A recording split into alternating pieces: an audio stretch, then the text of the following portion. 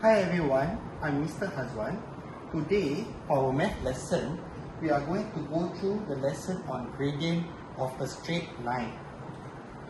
So if you remember clearly, the formula for finding gradient M is the change dy divided by change in the value of x. And there's a particular formula for this, which is y1 minus y2 divided by x1 minus x2. So these two are actually two pairs of coordinates of the straight line. So let me explain this by using this example. As you can see in this diagram, there are 2 points, point A and point B. Point A has a coordinate 1, 2, and point B has a coordinate 4, 8. So the coordinate 1, 2, this makes up the x1 and y1 value. As for the 4 and 8, this makes the coordinate for x2 and y2. So using the formula that I have introduced just now, we can use these values, substitute into the formula, which will become 2 minus 8 divided by 1 minus 4.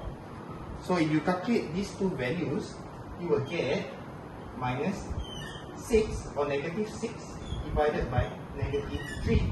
So if you divide these two values, you will get 2.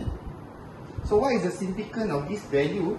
It means that for every 1 unit we move right to the right, the line will go up by 2 units. This is what it means. Okay, so let's look at a practice question like this. Alright, again you have two coordinates, C and D. C is 2, 5, D is 6, 1. Again, if you assign them x1, y1 and x2, y2, and if you use the formula that I introduced just now, we can substitute this in. So we get 5 minus 1 divided by 2 minus 6.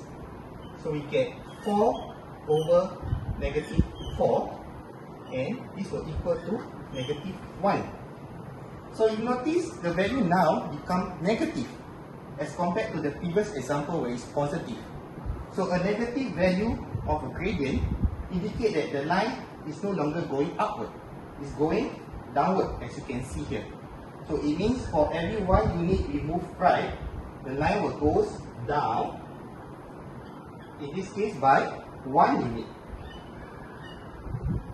Okay, so that concludes the lesson for today.